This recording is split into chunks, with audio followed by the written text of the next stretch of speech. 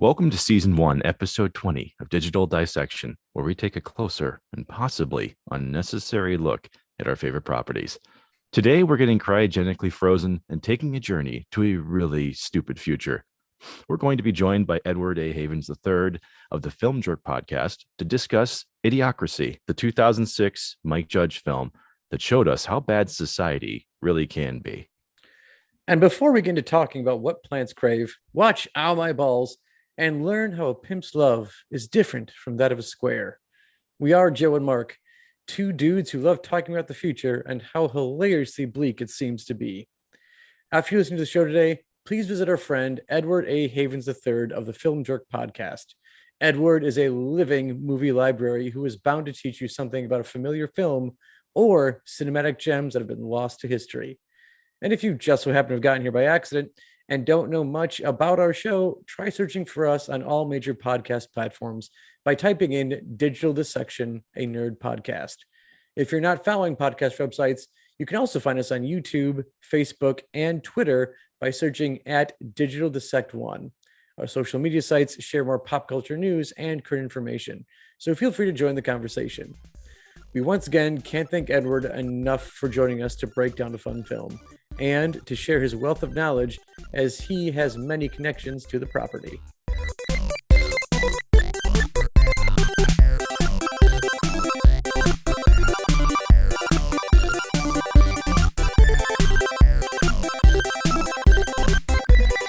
Well, everyone, we have another special week for you. As if you've looked at our Twitter page, we occasionally do polls and ask for your help in kind of driving where we go to next.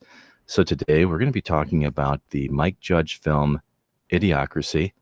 And we're actually joined by a friend of ours who actually reached out to us when we were talking about this poll. So I'd like to introduce, everyone here who's listening to this show to Edward Havens of the Film Jerk podcast. How you doing? Doing great. How are you today? We're good. It's actually it's a little bit later here. We're based in Wisconsin, so yeah, Joe and I are almost past our bedtimes. Yeah, I'm sorry. And it is the last school night for me. Oh. Yeah, I'm very sorry.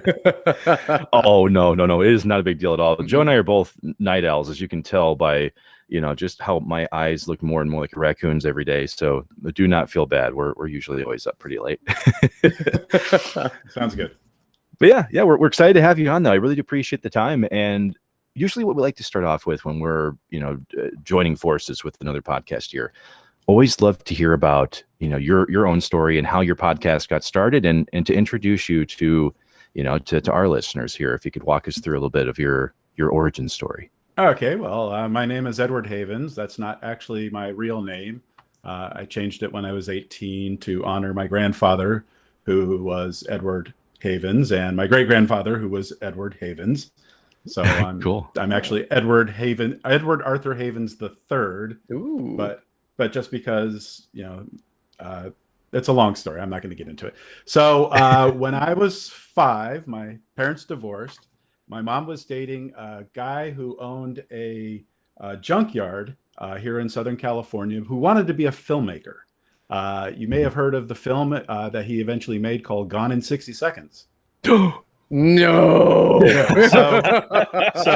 So when I was 5, my mom was dating Toby Halicki, the writer, producer, director, star of the movie. Oh my God.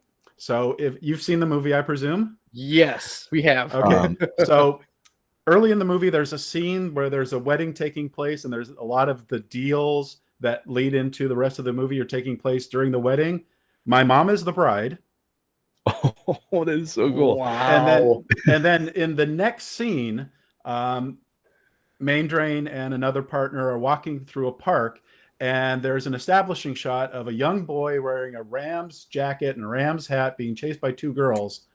I'm the little boy being chased. So that is incredible. So when I was 5, I spent the entire summer between like 1st and 2nd grade on film sets watching Toby make a movie. And it's like, I'm going to do that.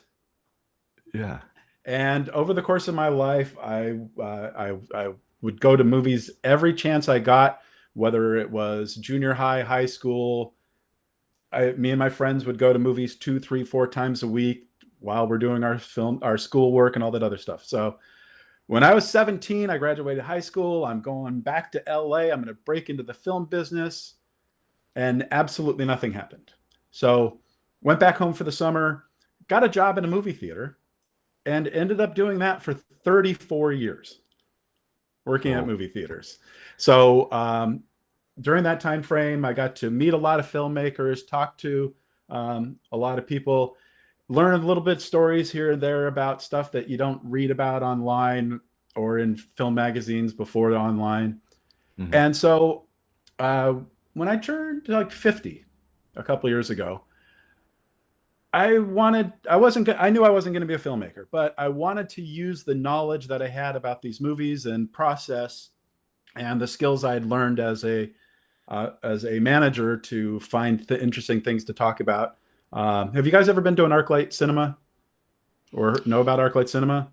I have not been to one. The term sounds familiar. Yeah, well, until recently, they ran the Cinerama Dome in Hollywood, which you've seen in Once Upon a Time in Hollywood. And one of the things they do with these theaters is they like to introduce the movies, and somebody gets up before the movie and talks to the audience, reminding them to stay off their cell phones and stuff like that. So that's what I used to do at my theaters, where I would like to find little things about the various movies we were playing to get the people interested in the movie. I mean, they're already there they bought a ticket, they're interested, but just make it a little more interesting. So I've learned how to do a lot of research, where to find interesting everybody knows about. And that's kind of where the podcast came from. For years with my website, one of the things I wanted to do was do kind of like a long form article about a guy named David Putnam, who was the producer of like Bugsy Malone and Midnight Express, and he won an Oscar for Best Picture for producing Chariots of Fire. And in the late 80s, 86, 87, he was actually picked to run Columbia Pictures. And he was only there for 15 months.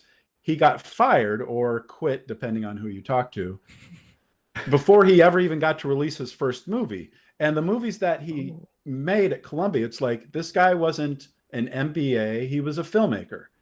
And a lot of the movies that he made, you've never heard of, because Columbia has literally buried them. And so, I could, let's see, for example, have you ever heard of a filmmaker named Emir Kusturica? He's from Croatia, Serbia, Croatia area. Back in the 80s, it was still Yugoslavia. He had won an Oscar, and he had won the Palme d'Or at Cannes for one of his movies. And this Hollywood studio executive, this person who ran a studio, went to him and said, "Make any movie you want.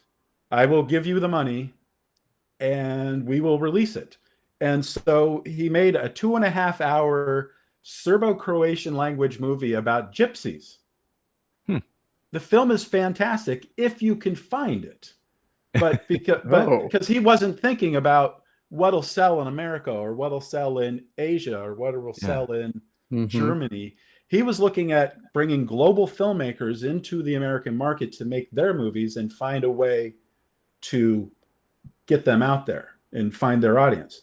It's a fascinating story. And so after a year and a half of doing the podcast, I decided, well, why don't I just do that as a podcast instead of, because I've already done all the research. I've got the books on him. I've done the research.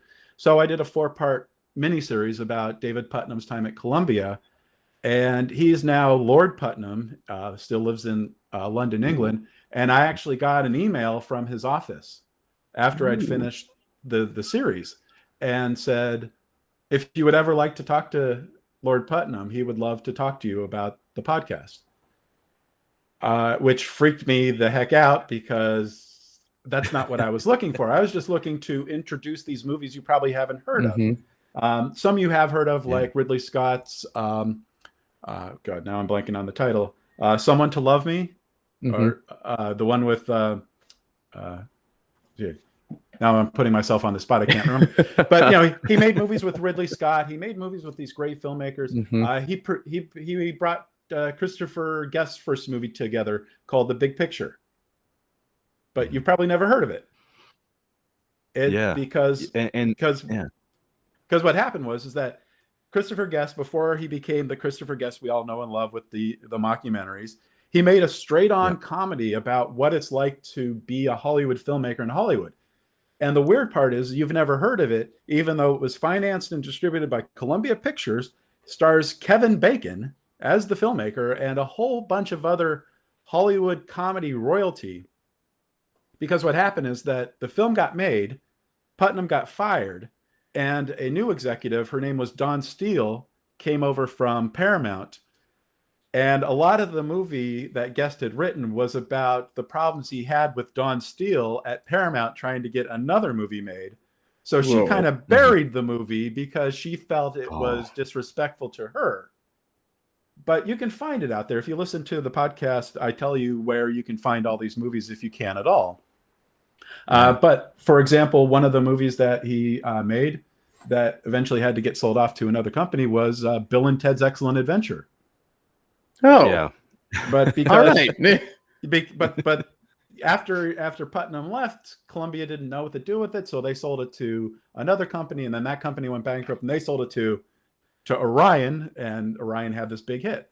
So that's where these are things that, you know, even people who are big film fans today don't know about these movies and know about these stories. And that's exactly why I am doing the podcast, to get, you know, because everybody talks about Back to the Future, the Terminator, and which I say, even though I know very well that my next podcast episode where I'm talking with another guest, a friend of mine, we're actually going to be talking about those two movies. But as a concept that we're talking about called grounded genre, which you can hear about more in that future episode. But I focus more on things like the Chocolate War. You've probably never heard of it. I was gonna say you were like, this is, I can, just looking at Joe and myself, we're both going, these should sound familiar, but They should. Yeah, they're going right over our heads. Yeah, but you are a far more film highbrow than I was prepared for.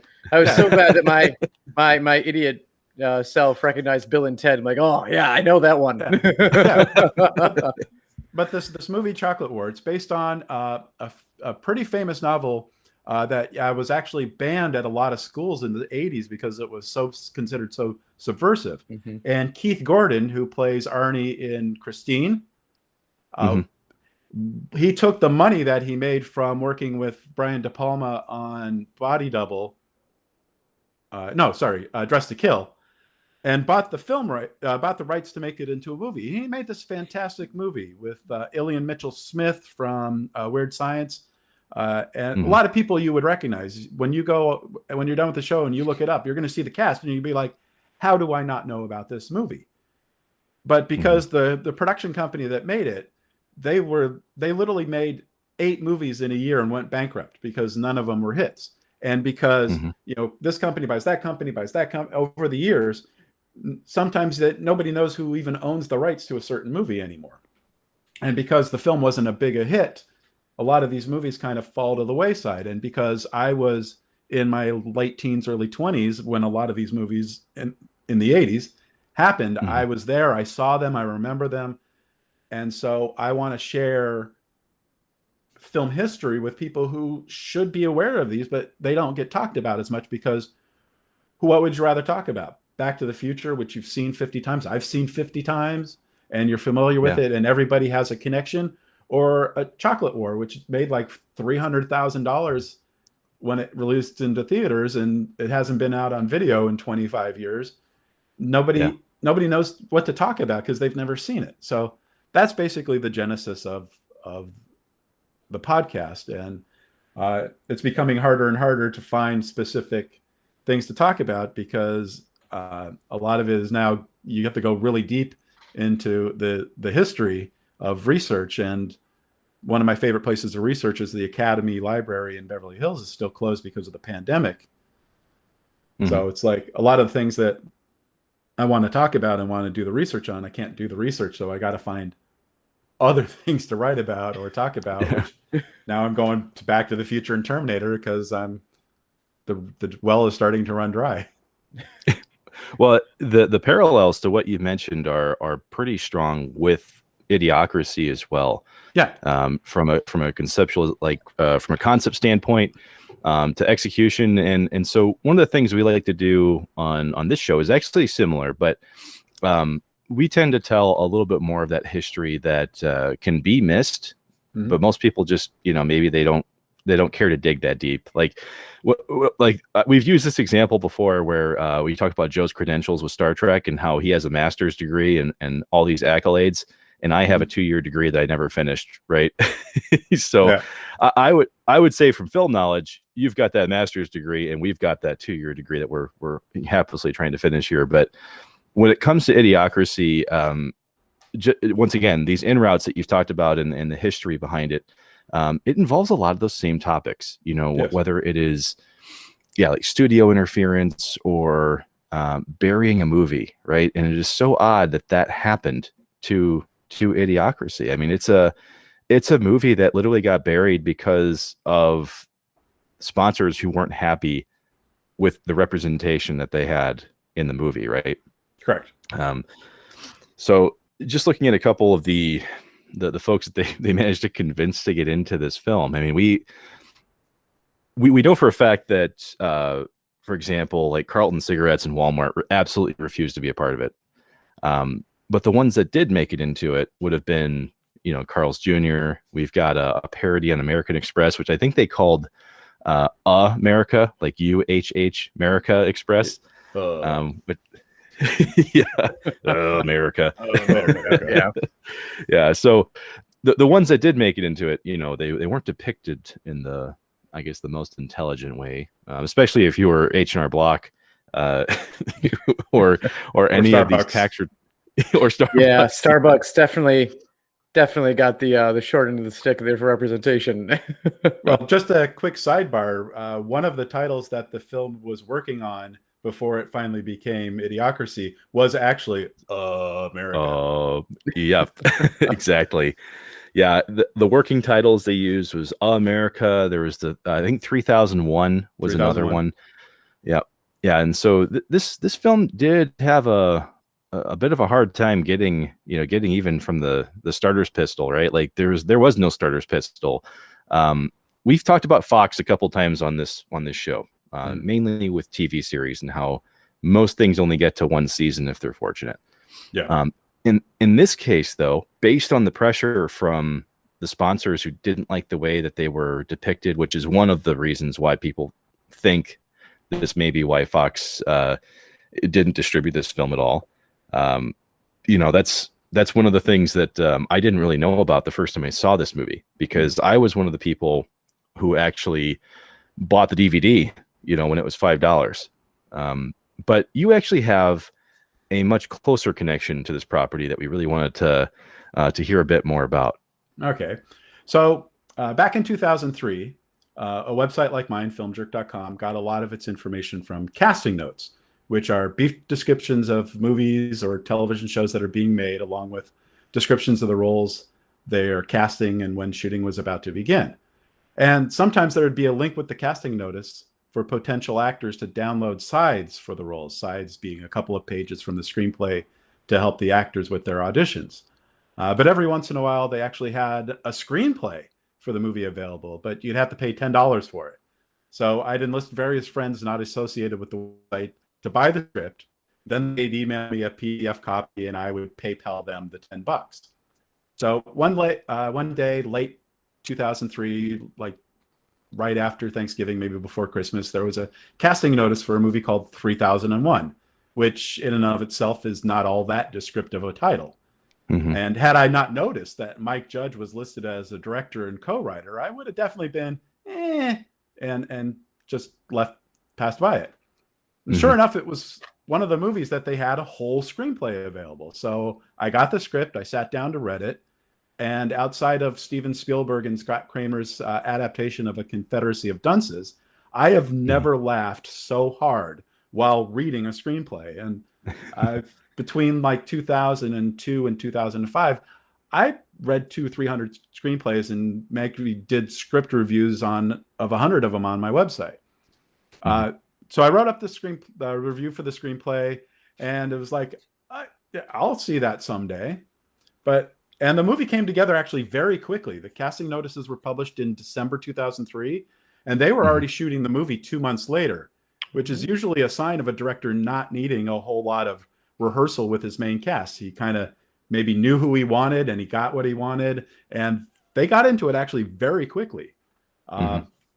But, you know, the movie took a few months to shoot, and I kind of lost track about that because I was working full time and I was married, and then I even moved from New York to Los Angeles. So it kind of, you know, and all the other things I was doing, it kind of left my head for a while. And then in August 2006, I'm a manager at a movie theater in Santa Monica. It's the Monday before Labor Day weekend, and we get our bookings for the coming week. And there's a movie we're scheduled to play, and I don't recognize the title. It's called Idiocracy. I don't have a poster for it. I don't have a trailer for it. So I'm thinking there, it's like, what the heck is this movie? So I hop onto the IMDb, and lo and behold, it's that Mike Judge movie I wrote about 2.5 years earlier. So I'm thinking that's weird. Why doesn't this movie from a major studio not have any posters or trailers for it? Why haven't I been advertising this movie for months if I'm going to be playing it? You know, because when Office Space came out 7 years earlier, which was also from Fox, we had the posters and we had the trailers up for months ahead of time. They were totally behind it. But this time there was nothing. But we finally did get one poster for the movie the day before it opened. But unfortunately, I was usually the night manager, and it came during the day, and the day manager saw it, and it's like, that's mine. So he claimed it before I even got a chance to see the poster. It was the one that, you know, was on the cover of the original DVD with the mocking of the Da Vinci drawing. Yeah. Man. Yeah. So one of the benefits of being a manager in a movie theater is that you often get to watch the movies the night before they're released to make sure that you built them up properly and there's no problems with the print, like, you know, sound problem or a bad edit. But for some reason, Fox didn't even send the print to us until 4 hours before the first show was set to begin. So whoever the projection was that morning, and yes, we still had in 2006, needed to come in at like 8 in the morning in order to build up the print and watch it real quick while he was still getting the rest of the theater ready for our first show at noon. And so because I'm working the night shift, my wife is working her normal day job and she wants to see it.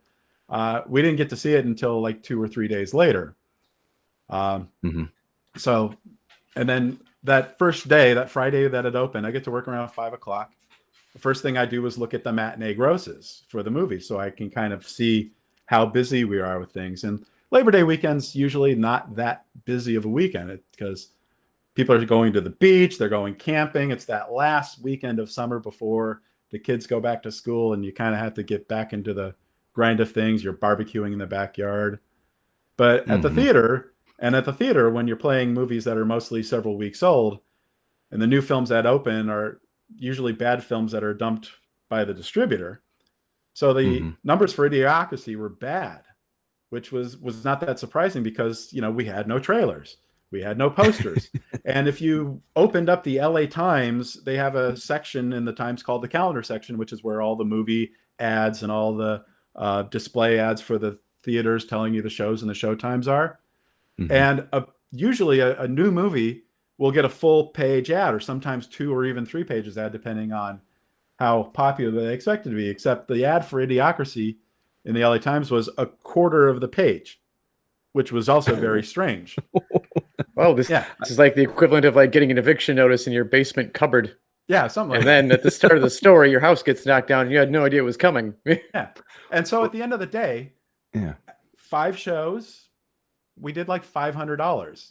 And back then in 2006, our average ticket price was around $8. So that's like 11 or 12 people per show on average. Yeah.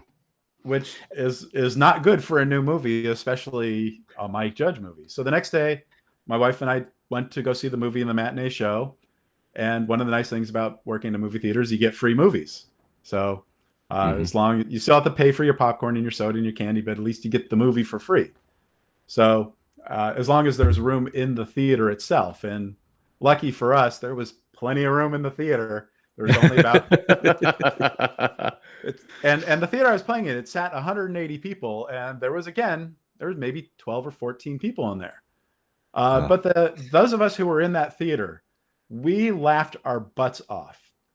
And in my script review, I was actually said at the end of the script review, I would be shocked if half of the things that were on the page ended up in the movie.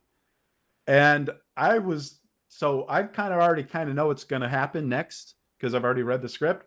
And I was shocked at how much of the screenplay actually made it into the movie.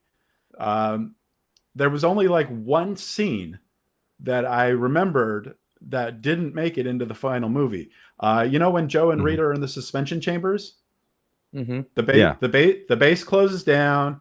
They build a Fuddruckers on top of it. Right. Yeah. And then they cut to something else, and then you come back and it's a Futtbuckers. And then they cut to something else, and they come back and it's a Buttruckers. Which, and then it becomes, that other thing. It's building. It's building. All of that was in the original script, but there was the secondary running gag that was supposed to be there. Next to the Fuddruckers, there was supposed to be a baseball stadium. And the first time they cut to the baseball stadium, the players would be playing baseball, as we all know would love baseball. But as time continued, counting down from 2005 to 2505, the game would get more and more violent until it was basically rollerball without the skates or the rink. There'd just be players with, just bashing. There would be no ball. There'd be no field. It would just be a bunch of people bashing the heck out of each other with spiked baseball bats and other things. But other than that, everything else was pretty much in there the way it was depicted in the movie. And it was just amazing to me because there was so many things. It's like, how are they going to get this past the people that they're mocking? And then you have fair rights and stuff like that. So what I heard years later, and I don't know if this is true or not because I've never approached Mike Judge to ask him, but I've heard that Mike Judge was personally mad at me for my script review because I gave away several of the things in the script that may or may not have been the objections that the people he was mocking ended up being objectionable about. I don't want to go to Mike Judge and be like, "Are you mad at me?" And he'd be like, "Who are you?" Well, if anything, Mike Judge should be upset at the fact that, and this is actually incredible that you even had it because there's only 130 theaters that actually got this film to show, right? Which was part of this blocking from Fox to get this movie out. They showed it to the bare minimum amount that they were legally obligated to show it to. Yeah. And so there's a lot of things that were kind of stacking against it from the beginning because it's already a low budget film. The film itself only cost, I think, $2 to $4 million to actually make. No, actually, it was actually about 15 million. It was okay. Yeah, but what happened was that he was playing the actual production itself should have been like 30 million, but he was able to get it down to 15 million by restaging things, so it didn't have. Like, for example, when President Camacho and Joe are riding down the highway and you see them waving at people and there's literally nobody around, that was actually supposed to be effects where they were going to be in the middle of a city, that in the middle of DC, riding to the White House or the Capitol, and there were supposed to be throngs of people. But what happened but they didn't so much run out of money as that Fox kind of saw how the writing was going with how the corporations were going to be feeling about how they were treated, and they kind of cut off the budget. Yeah. While it was before he had a chance to finish it. So because he's from Austin and because there's such a strong community in Austin, Robert Rodriguez actually volunteered with his Troublemaker Studios effects team, where they actually did like $2 million worth of special effects for free to help a fellow Austin filmmaker out. Yeah. So when it played in the 130 theaters, it's in Atlanta, Austin, Chicago, Dallas, Houston, Los Angeles, and Toronto. And 130 theaters, it kind of sounds like a lot, especially when you're in all these big cities. But for somebody who worked in LA movie theaters for as many years, a normal big release movie would be 75 to 100 prints just in Southern California, and another 200 or so in New York. The film didn't even play in New York. Yeah. And then another weird thing, after its first week of the release, it actually lost about 15% of its theaters, which is unusual because most studios, you have to play a movie a minimum of 2 weeks, regardless of how well it does. And sometimes in that second week, you'll split the screen with another movie, like a kiddie movie, that's out at the same time, that dies out after like the 7 o'clock show. So you play like How to Eat Fried Worms at like 12, 2:30, 5, 7:30, and then you'd play Idiocracy one show at 10 o'clock. Yeah. And then in the third week, it lost another 88% of its screens. It went from like 115 to 13 in just 2 weeks. And then it lost another like 4 theaters. And then it was gone after 5 weeks. And I actually had to go back and look to see how long I played it. I only played it for 3 weeks. Yeah. And Dax, I was I was going to say Dax Shepard, who played Frito, the lawyer, right. He was saying that even if you tried to call a movie phone during this time, they were the film was titled through movie phone as Untitled Mike Judge Film. Right. That's how you would find it. If you asked for Idiocracy, movie phone wouldn't even tell you what it was. Yeah. Yeah. So if you press, tell me what's playing at the Man Criterion, which was my theater, which is no longer there. It'd be like, for How to Eat Fried Worms, press 1 now. For Untitled Mike Judge Movie, press 2 now. That's what you'd hear. So if you call the recording, I did the recording in my theater, so you'd hear, Idiocracy, rated R, showing at 12:15, whatever. But if you called movie phone instead, 777 film or whatever it is what it was in your area. Filk here, yeah. Untitled Mike Judge Movie. Press 1. They made things even worse when they just took movie phone down and had some dude in his apartment saying random movies and still wanting you to press the button. Yeah. And then you can't tell what he's pressing because it's a phone. He has no idea what they're doing. Yeah. So it was kind of depressing because when you're playing a movie and it's a good movie, you want people to know about it. And people come up to the box office like, what do you recommend? It's like Idiocracy. That sounds stupid. Okay. It's not. But and that's just the thing is that, this in this day and age, and even back then 15 years ago, it didn't matter if you had Luke Wilson and Maya Rudolph and this great cast, because a lot of them, Maya Rudolph was big on Saturday Night Live, but she really hadn't done movies yet. And Dax Shepard, he had only done what, Punk'd? Was that? Yeah, he was none much either at that point. And all the other and all the other people in the movie were television stars, or Terry Crews was not a star yet. So if you didn't know the movie was out there and you hadn't seen a commercial on television or seen the trailer and before you went to see something else, you could do all the screaming. It's a really good movie, and they wouldn't care because they hadn't heard of it. Yeah, and Terry Crews even had to audition 5 times for that role, by the way. He had to do work to get into this film. Oh, was this still when he was barely stopping being a bodyguard? Oh, he was still this was like very early in his career. He wasn't showing the pecs off. President Camacho was like his biggest movie role to date. Yeah, and to be honest with you, for the folks that haven't watched Idiocracy, right? It's kind of shown in this pseudo mockumentary style, but not in the way that you like a This Is Spinal Tap would, right? No. The way that I like to sum it up is basically with the narration of Earl Mann, who is the voice of the NFL, very prolific Canadian voice actor.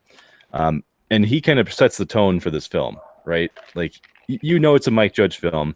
There's ridiculous stuff coming, but Earl Mann's, tone and the way that he kind of carries you through this, it lends a little bit of legitimacy to this movie if you're questioning it walking in. But I will say, for a film that is, obviously talking about a military experiment, They do borrow that familiar trope from Spies Like Us, where they walk down like 30 flights of stairs to get to our main character, just like Dan Aykroyd. And that's where we're introduced to we'll just, I always call him Average Joe, because he literally, sorry, Joe, Super he literally average. is just, yeah. Yeah, like we see the test scores. He's right in the middle of the bell curve. Yes. On like 5. Yeah, Luke Wilson is as average as you could possibly get. And he's totally fine with that. He's content at being super average. Yeah. Yeah, he doesn't care about the lead follower, get out of the way, logic. He gets out of the way. That's what he does. Yep. So I thought it was funny that we kind of get that borrowed trope, from Mike Judge, because he tends to kind of go his own way, but this was a nice familiar way to, kind of suck us into this film. But, one of the characters that I typically always talk about this with my brother would be Collins, the officer that they actually enlist here to essentially do all the intel for this operation, this cryogenic freezing and trying to save our best people, in the military for a future engagement. And so I'm not sure if you guys looked at that slideshow he puts up. I mean, when he's showing the other Army officers here, like what he had to do in order to get Rita, who was played by Maya Rudolph, who was a prostitute, earning the trust of the a character, pimp was, not the actress.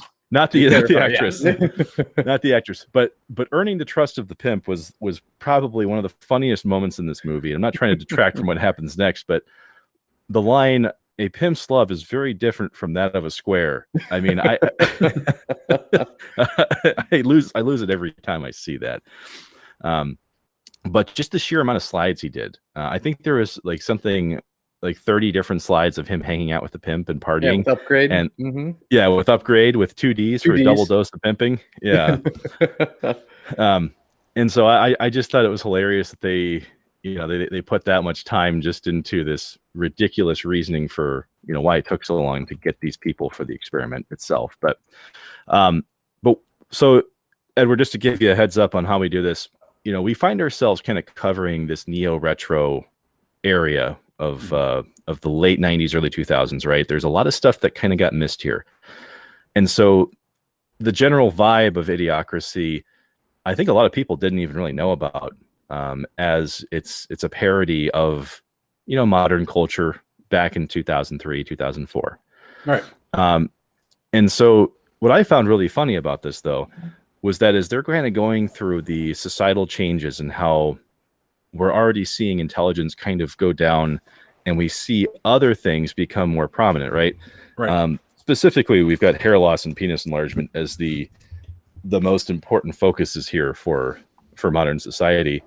For me, I find that to be the most terrifying because it hasn't really changed a whole lot in 15 years, has it? No, I remember when I was watching it and read the original screenplay almost 20 years ago, a lot of people find it to be so prophetic.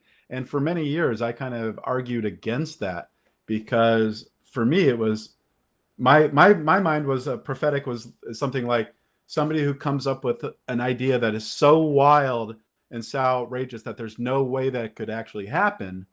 Mm-hmm. And then it does. And for me, this is Judge looking at society 20 years ago and saying, this is the path that we're going to be going down if we aren't more careful. And then we completely ignored everything and ended up exactly where he said. Well, not exactly. I mean, you can't get anything better than a Frappuccino at Starbucks yet. but a lot of the story, I mean, so much of it tangentially became more truthful. And, where even last week, they're talking about, more people are not having babies.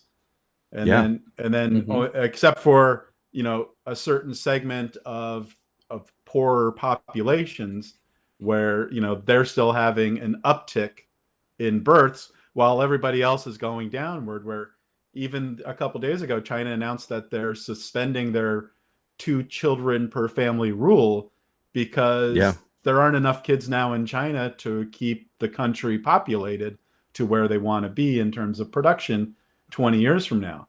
And so in so many ways, the movie warned us in a very light and comedic way exactly where we were heading. And for many years, I didn't see that as a prophecy. But then I realized, no, it's a prophecy, and it came true way too quickly. Well, I was looking for the most common baby names, every year ever since I saw the movie. So fortunately, Cleavon and Upgrade did not make it, into those lists. We can only be so fortunate. But that's true, and I'd be seeing lots of upgrades right now if that were the case. Yeah. It's an interesting lead-in, though, right? So Joe Bowers is put into this, this cryogenic freezing experiment in the military. It gets forgotten immediately because our friend Collins was found to be, working with pimps and gets arrested. So they shut down the program. Well, he stays frozen for, several hundreds of years. And so that's when we're introduced to, the modern society of Idiocracy, which encapsulates a lot of the things we've just talked about. Higher populations of lower intelligence. And what I thought was really funny in presentation was how, Joe is an alien to this world, just like Philip J. Fry in Futurama was when he comes out of his deep freeze. It's the same thing for him. He walks up to a crowd of people and they immediately don't understand his language because that's how much English has degraded over hundreds of years. Which, I wanted to save this question because if you think about generations and the differences between languages, right? I mean, there's a major difference just between two generations of people, let alone hundreds of years. So when thinking about this, and we're going to remove even just the idea of Idiocracy for a moment, how believable would you guys think? How hard would it be to communicate with someone, 500 years into the future? I'd imagine language had shifted. I mean, if you look at Shakespeare was talking about how him watching language change around him and he felt uncertain. So probably darn near impossible in 500 years. Yeah. I guess using Shakespeare and his plays as a barometer for where language was back then, because that's almost 500 years ago, you can still see how much language has changed and how much it stayed the same during the time frame. So I'm a little more hopeful that even though society has seemed to have gotten a lot dumber over the last 400 years from Shakespeare's time, he came up with so many words that we still use today, 500 years later, that didn't exist until he put it in a play. So I don't think it would be as extreme.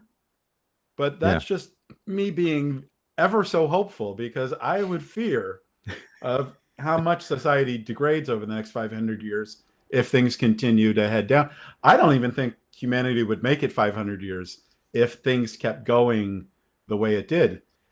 Yeah. And then if you look at it by itself, I mean, Idiocracy is just encircling one little part of Texas and Washington or but this has to be the entire world. If this couldn't just be happening in America, this has to be happening around the world. Oh yes, it is. Yeah, it's a series of grunts and guttural noises, and I think they even have Valley Girl thrown in there somewhere. Yeah, and so I just fear that not just if this happens in America, but this happens globally, how much trouble are our ancestors 500 years down the road, are they even going to be able to survive if they become that much dumber during the time frame? I'm kind of shocked. To be honest, I'm shocked that they might still be alive in 2505, that they hadn't blown themselves up accidentally, by then. Well, I think the part for me that I actually thought was the scariest wasn't really even the language aspect of it. That's why I wanted to try to normalize that part of the conversation, because languages change over time, right? Mm-hmm. But the parts that I thought were the scariest was seeing how commercialism is amplified into almost every aspect of society now, right? Like Frito, the Dax Shepard, who ends up being Joe's lawyer when he ends up in the future, he talks about how Costco is where he went to law school. And, you see how, like Costco is also like a hub for the train station. Right. I mean, And then Carl's Jr., for example, Carl's Jr. literally takes custody of people's children when they can't afford food. I mean, um, obviously, this is not something I don't really ever see truly happening. But I don't know. In a lot of ways, Idiocracy ends up taking some of the aspects of modern culture and showing us how they really haven't changed all that much. I wanted to specifically point out the police brutality side of this. If you notice throughout the film, they're very quick to assault people. In Joe's specific example, he gets maced by the police almost every time he interacts with them. Yeah, he starts talking, he gets maced. Yeah, and because of said language barrier, that they almost view his sense of language as an insult to them, as if he's talking down to them. So, the rampant commercialism I thought was very interesting, especially because of the impact of Brando being present in almost everything, to the point where it's even Brando is a Gatorade knockoff for those who haven't seen it, but Brando infiltrates society to such a point that it replaces water. I mean, it's in the drinking fountains now. Mm-hmm. Well, it's got electrolytes. It does have electrolytes, and they're what plants crave, which is why they're in irrigation. Yeah, it has what plants crave. And the funniest part about Brando, if you actually wanted to buy it, they did make I think something like 10,000 cases of it back when the movie first came out. If you wanted to buy Brando just to test it out, I think it's like $125 a can now. So for those of you who have the money, you could go after it. One of the things that I wanted to just mention, though, because if you wanted to paint a picture for people, Mike Judge said that when they were creating the backdrop for this movie, they said they wanted to have a visual version of essentially what a NASCAR advertisement would look like. So they wanted the advertisements to be like candy packaging, hand-painted signs, and Japanese pop culture as the main influences, which I think they absolutely nailed in the representation of all the advertising here. Just totally ridiculous, seizure-inducing. They're putting ads on 80% of TV screens, just like they talk about in Ready Player One is what they want to do in the future. So it's just kind of incredible how ridiculous society becomes.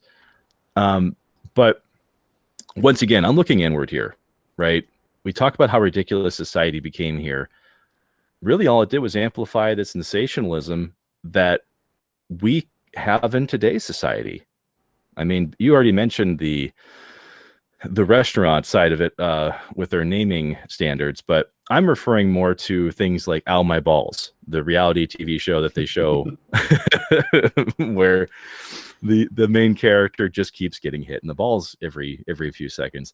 I mean, to me, that didn't really seem that far off from things we were going to get, like Fear Factor or these Naked and Afraid shows. That we're still living that now, aren't we? Oh, very much so. I mean, you see, the biggest hit film in the movie is Ass. Winner of Best just Picture. a dude's ass. And best screenplay. Best screenplay. And there's, as somebody who's been a semi-professional film critic for 20 years, I've seen a lot of bad movies that I would rather sit and watch Ass for 2 hours than watch that. So seeing some of the things that it parodies, it doesn't actually seem like much of a parody because there's some really stupid things that are happening in reality. And I think he takes it to a logical assumption of if the world's going to become that dumb, that this is where we're going to end up. But then you look at Brando. Not only did Brando become a real drink, there's actually a beer company called Drake Brewing that actually has a Brando beer. Today, you can go to a certain stores. I forget where I saw it, but I actually was in a beer store one of those places that caters to craft brews. Mhm. And basically it's like, it even sells itself as like, it's a sale. If I'm looking up my notes now, it sells itself as a kettle sour pale wheat ale. Then we kick it in the balls with lime leaves and the zest of lemons and lime. And this is a real beer that you can buy right now. Ooh, so do the lime and other zests make it as green as it is in the movie? Actually, yes. That's brilliant. And the way they sell it is they actually have a guy dressed like President Camacho with the big medal around his chest with the flag pants, standing on a forklift holding cans of Brondo above his head. And yeah, but but now you're taking a very much cult movie, and you're creating real products that you can buy today in stores. And it's like, that's where our society has become. And I'm not saying it's a good or bad thing. I tried Brondo, the beer. But it's just like, it to me, I still sometimes I see what's going on in our world, where whether it's prisons that are run for profit or beer that is made to look like something from a movie, and all the other ways that things are marketed to us or sold to us as acceptable, it kind of blows my mind. And I just like, how much is the movie really fake, and how much of it is really a documentary from the future? Well, and you bring up a really good point, right? Because as consumers, we're tricked by the same things that people are tricked by in Idiocracy. For the same reason that MSG is bad for you as a myth, right? The same reason that people buy things that literally just say all natural now or gluten-free. These are the same building blocks that we fall for all the time. And based on the last, 45 minutes of discussion here, I'm assuming all of us, have at least, achieved a grade school to high school education here. We've probably fallen for those same tricks. So, I mean, don't tell me blueberries aren't superfoods, Mark. Yeah, right. Yeah. Joe still believes that birds aren't real and that they're just a government conspiracy too. So drones everywhere, which is also why the chips and vaccines are completely meaningless, because we already have birds that are drones. We don't need that. They're already watching us all the time. Well, we already have things in our pocket that hear us and see us all the time. But but for me, going to that, it's like, my sister-in-law is a scientist. She do you know cuties, those little mandarins they can? Yeah, she was actually on the team that created that. And everybody loves cuties because they're delicious, they're juicy, but those are a genetically modified organism. And there's so many people who freak out, and I see so many things like non-GMO, and it's like, GMOs aren't actually all that bad, because what are they doing is they're just taking out little bits of things to make it better for you. So, but and so it frustrates me when I see non-GMO, because it's like corn. You eat a corn on the cob today, somebody took other plants and without the modern technology churned it into the corn you enjoy today. Wheat is a genetically modified organism from like 1,000 years ago. It's just now they're doing the modifications in a very specific and precise manner. But most of the food we eat today comes from a genetically modified organism from hundreds of years ago, where a farmer bred two different things to create something else because of necessity of the land he was growing it on, or because he needed something that yielded more crops. And so it just frustrates me to see people being sold this. Are all GMOs good for the people? No. Probably not, no. Yeah. But they're not as bad as what they're being sold to. So when I see something as non-GMO, I just kind of throw my hands in the air, and it's just like, come on. I just my favorite like sourdoughs to buy, which was before the dumb craze, is a non-GMO project, and it hurts every time I buy it. It is really good bread, but I am very mad at myself that I'm buying it. I mean, if it's good, it's good. Yeah. Just enjoy it. Well, but it's funny that we should get into the topic of agriculture here, because this is one of the things that drives pretty much the entire second half of Idiocracy, right? Yep. So we're introduced to this ridiculous culture. The entire society is dumbed down to the point where they can't even solve the simplest of problems, which would be growing their own crops. It bleeds into modern politics, and it's one of the biggest issues that is facing Terry Crews's presidency, is Dwayne Elizondo, Mountain Dew, Herbert Camacho. And so I thought that was hilarious to me that, when you and I talk about the good old days, and it doesn't matter how old you are, the good old days mean something to someone, right? Right. When I talk about the good old days, I think about being able to do a manual process with a computer where I can type in a command code in just MS-DOS, right? And be able to pull up something without being able to just click on it. You just type it in and you know what to do. Mm-hmm. Well, for previous generations, this type of thing would have been fixing your own clothes, building machinery without a guide. These are the types of things that to me didn't seem that crazy that the people in Idiocracy would forget how to do, because they've never had to do it. And it's not unique to just that part in the movie. So, like there was a point in the Idiocracy universe where people were smart enough to automate technologies and create them in mass. And so I think that was the craziest part of this movie, was that somebody did make the automatic floor sweepers that, unfortunately got stuck in one position. But there was other things like the hospital system that had push buttons to tell you where to go to get the service for what you needed to have. So that's, once again, going back to the agriculture conversation. I thought that was probably the most interesting aspect of Idiocracy, was that there was a point in between now and then where somebody knew how to basically create these automations and make society not have to worry about these things anymore. And that's the part of it that I always wondered, how long did that take for people to completely forget these skills in between? I mean, two or three generations, easy. at minimum. But to kind of play off of what we were saying earlier with the people who have kind of been distorted by what was normalcy, in the whole, Brondo / electrolytes conversation, everybody seems to go, wait, you want to put water on the crops from a toilet? Why would you want to do that? It's terrible. Yeah, somebody told them that at one point in time. Granted, it was mostly because Brondo, I'm pretty sure, bought the FDA, is what they said in the movie, and they basically privatized regulation. But either way, I mean, it doesn't seem that crazy to me. Oh, that could never happen in America today. No.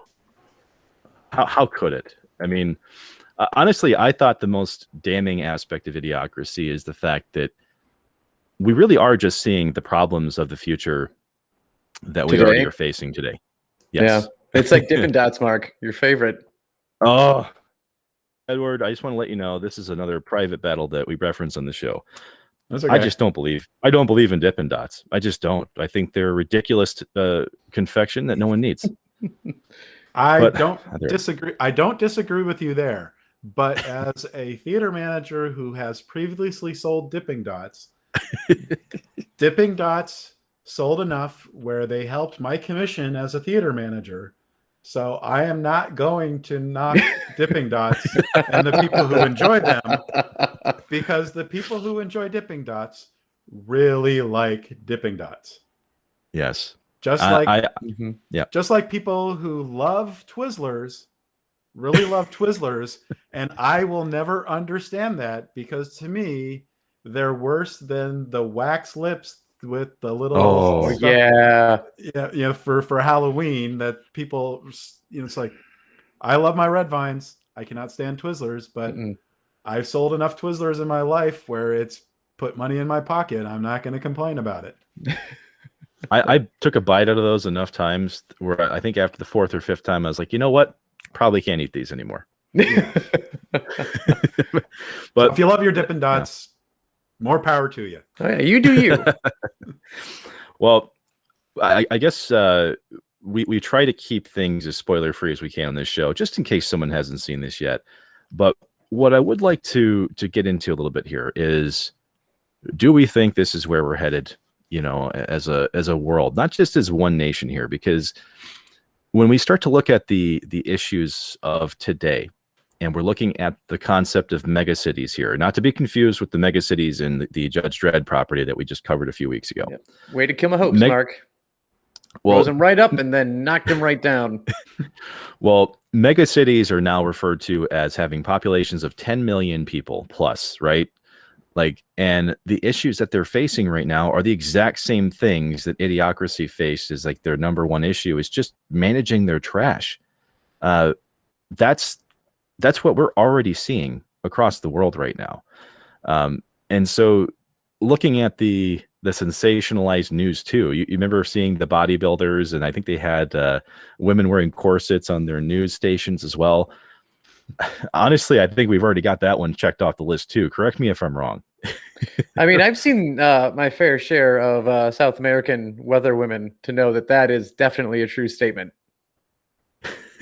I mean, but yeah, go ahead. One of the more popular things on the internet is the naked news, where women read news while they take their clothes off, and people pay money to see that. Okay. Hey, you do you. I mean, print's dead. Journalism's doing what it's doing, and this is what they need to do to survive, apparently. Yeah. So, sensationalized, when you say sensationalized news, it's like, well, yeah, they've been doing that for years, where before they used to just have a pretty young woman read the news at local stations, and now, you have people on the internet reading the news while they take their clothes off. So so sensationalized news is, we're past that already. I mean, how much worse can it be?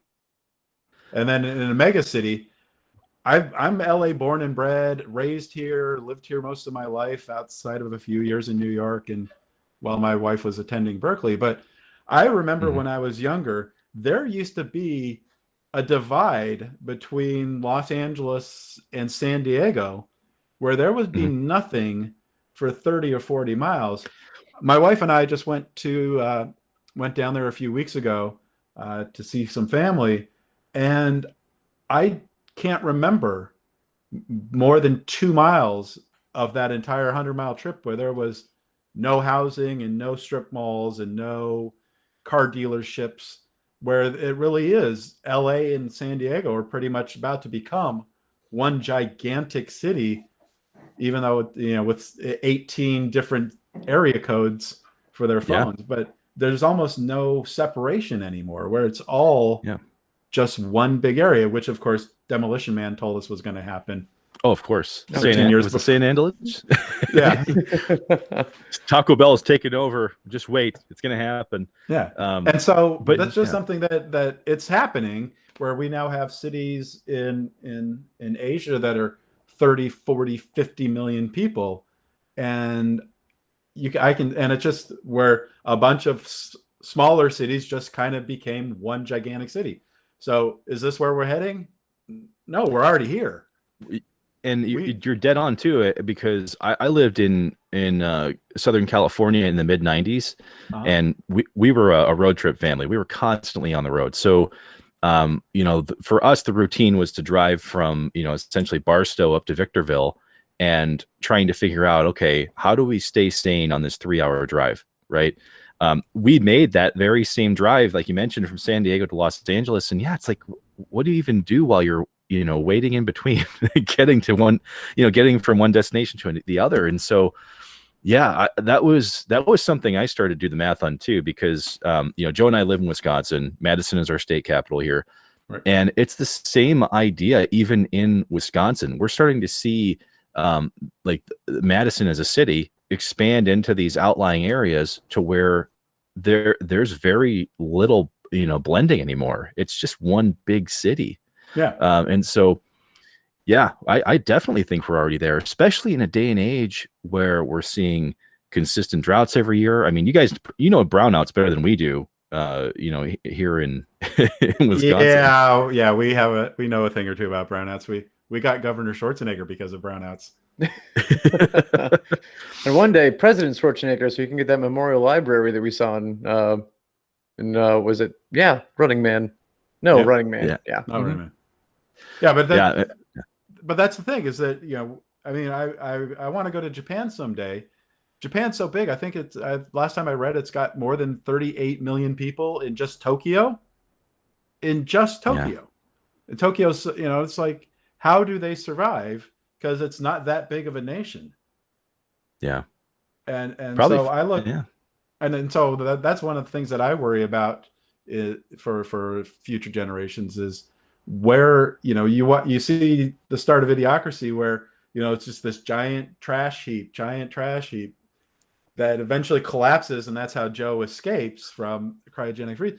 But where are we going to put all this stuff? Because I see it when I'm walking my dogs every morning, where I just see when it's time for the trash day, where people just have all of this stuff they're throwing out. It's like, how do you accumulate so much stuff in your trash bin over a course of just 7 days?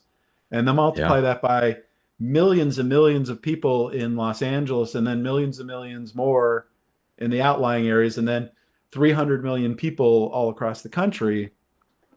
Where are you going to put all that trash? It's just like we're going to bury ourselves in trash. We're now building communities on what used to be trash heaps. yeah. And I hate to draw a parallel between Crocs and trash, but this is one of the things that Mike Judge actually tried to call his shot on here. Was back in 2004. He saw Crocs for the first time, as many of us did, and he tried to say, these things look ridiculous. I think everyone would be wearing these in this dystopian, idiotic future of ours. Yep. Of all the things that he did call in this movie, I am happy that Crocs were not one of the winners out of all of those things. I mean, still see Crocs every day. Oh, people wear them. Day. Hey, No, people wear them. Don't get me wrong. They wear Yeah. them. No, but in LA, they're still big. They haven't gone away yet. We have not dodged that bullet yet. Maybe in Wisconsin, sure, but in Los Angeles, I see 3-year-old kids, I see 80-year-old grandmas, every single day. And I don't go out every day, but just in my own neighborhood, walking my dogs, I see people wearing Crocs on the street while they're walking their dogs or watering their lawns or washing their cars. They're still here. They haven't gone anywhere yet. And I just see them and it's like, why? Uggs is a different story. Thankfully, Uggs are starting to go away, but Crocs are still here. Yeah, Crocs were something I just was hoping we turned a corner on, but I just realized I haven't been out to SoCal in quite a long time, so I'm sorry to hear that you're still seeing those a lot. Yeah. They're horrible. They're ugly. I don't care how comfortable they might be. They're a joke. But if you love them, you do you. Yeah, you know what? They're not a sponsor. We're not trying to drag them through the mud, but at the same time, hey, they're good enough for the God of Thunder. I mean, Thor wears them. So how bad can they really be? Have you met Thor? He's got some questionable ideas. Well, a couple things I like to leave off on here because there are some things that date Idiocracy, even for trying to call the future. One of the big ones is that 2004 was a time pretty much before social media had hatched out of its egg. And so as you look through the world of Idiocracy, I mean, if we had to rewrite it for that aspect of what we now have, right? Where do we think social media would have fit within this film had it been made maybe about 10 years later? I think social media would be dead by 2505 regardless. I just see it as one of those things that it's here, and like so many other things in the past, it'll just eventually disappear, be replaced by something else that will be replaced by something else that will be replaced by something else. So what we see as social media today, I don't think it's gonna, I think even in reality, it won't last 500 years. Because AOL didn't even last 10 years. and that was pretty much our closest thing to social media at that time, because 2004, when the movie was made, we didn't have MySpace. Facebook was just a couple of colleges. It hadn't, and Twitter was still a gleam in somebody's eye. It wouldn't be born for another 2 or 3 years. So I don't think social media as we know it today is going to be around in 50 years, let alone 500 years. So I don't see it as being that big a missing piece. Joe, what about your thoughts on that? I mean, I'm kind of in the same boat when you look at it. Like, even look at like I guess like social media equivalents from when we were kids and we were, dialing up to get to the internet on Friday nights because we were that cool. And you'd go into like a chat room, which those aren't really around anymore. Instant messaging services where it was literally just AIM or it was just Microsoft as a messenger. Those are basically dead. And you've got like equivalents of things that kind of work like that now, but they're like, a part of the social media websites. So yeah, I think I'm in the same boat as Edward here, is that I think in 500 years, hell, even probably like 20 years, it's going to be something completely different. Or even look at like, I don't know, look at like, I look at my students now and like, they're not on Facebook. They're not on Twitter. They're not even, some of them aren't even on Instagram. They're using like, Snapchat is something different. I mean, granted, we use Snapchat too, but like, they're like snapping or they're TikToking, and that's different than what the social media that we were used to, that we consider like the popular ones.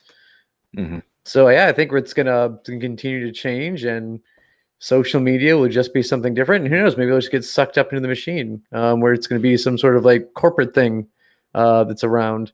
And instead of having, maybe it'll be like when you had internet providers trying to set like basically like speed highways for internet access, where instead of having social media, you'll get something social media like, but it's at the expense of what you're willing to pay for your internet, like highway speed, and you'll get access to that type of media, and it'll be something that doesn't look like what we have now.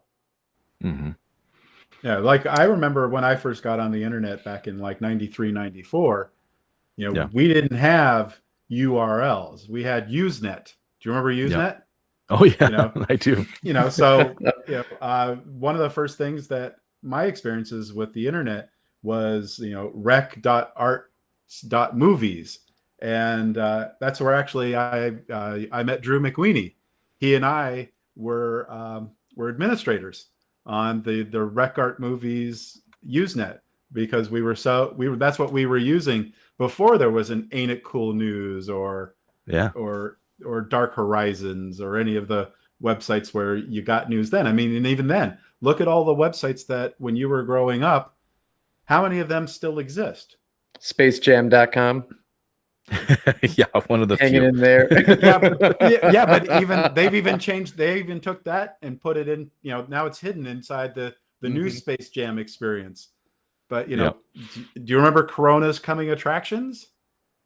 No, I don't. I don't actually. I think so. Yeah, this was like 95, 96. So basically, Patrick Surreal, I think, if I remember his name correct, it was basically what he did is that people would send him news.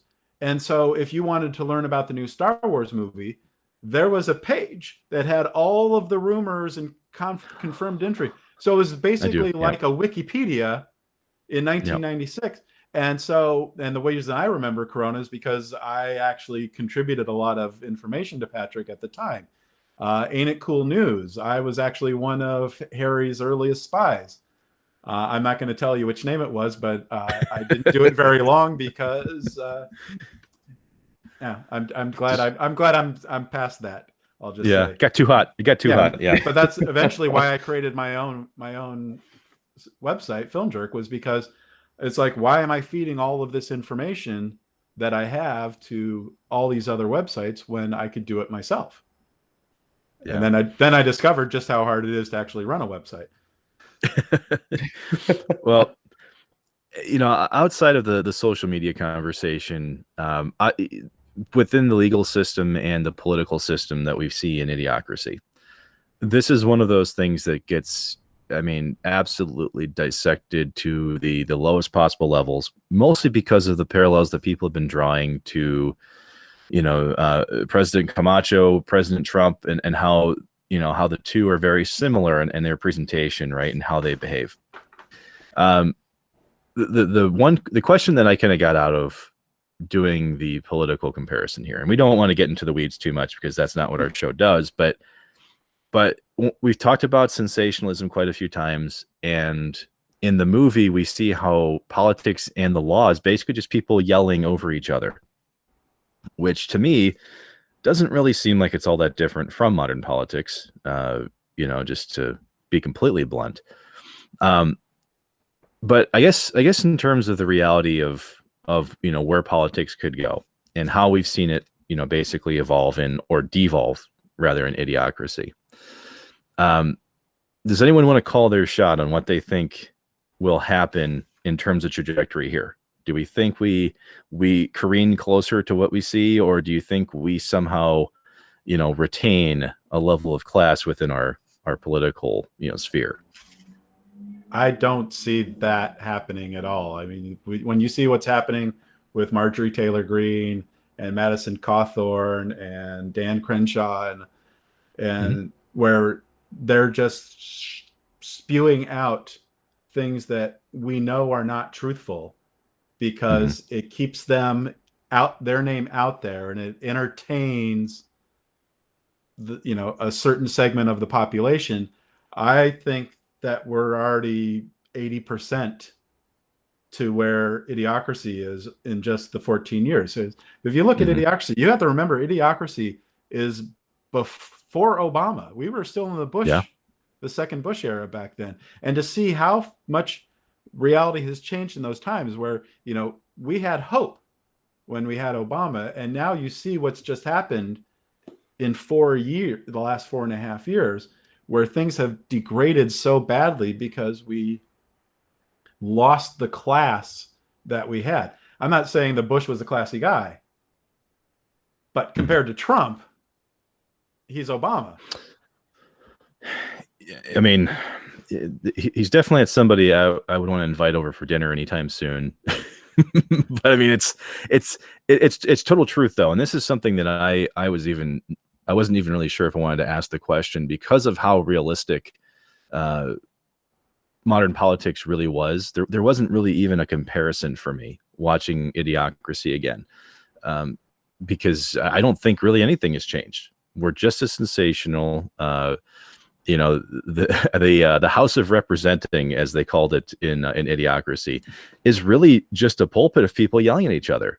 I mean, you could turn on C-SPAN now.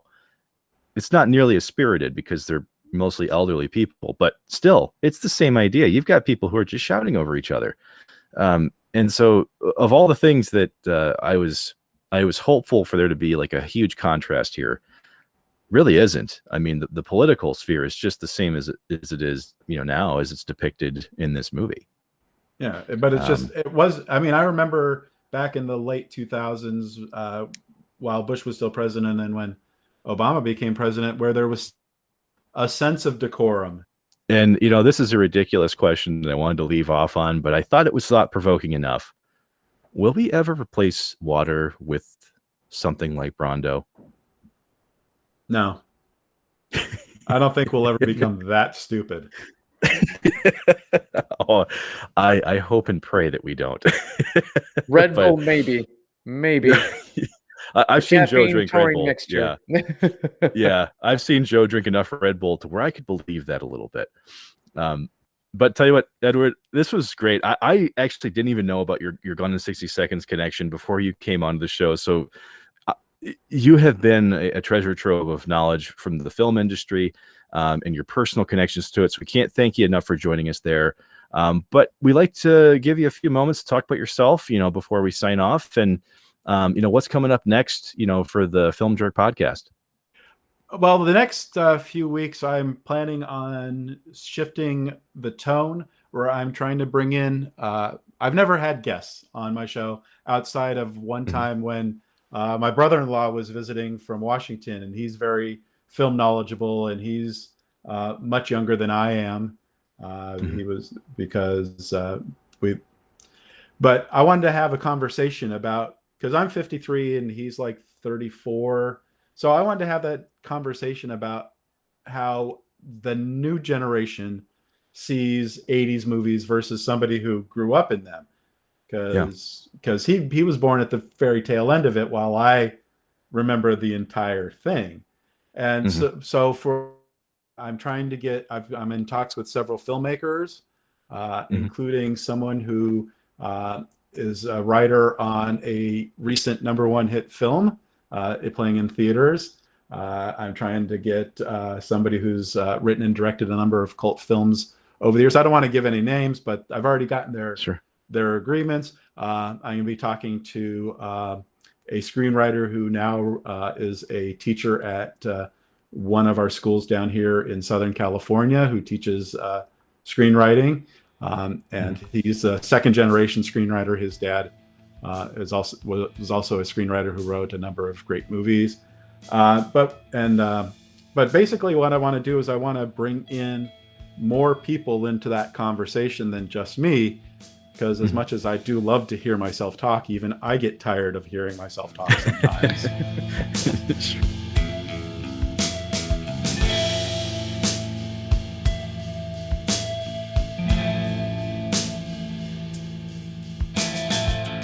Unfortunately, we have to say goodbye to Idiocracy, and trust us, we supersize with you.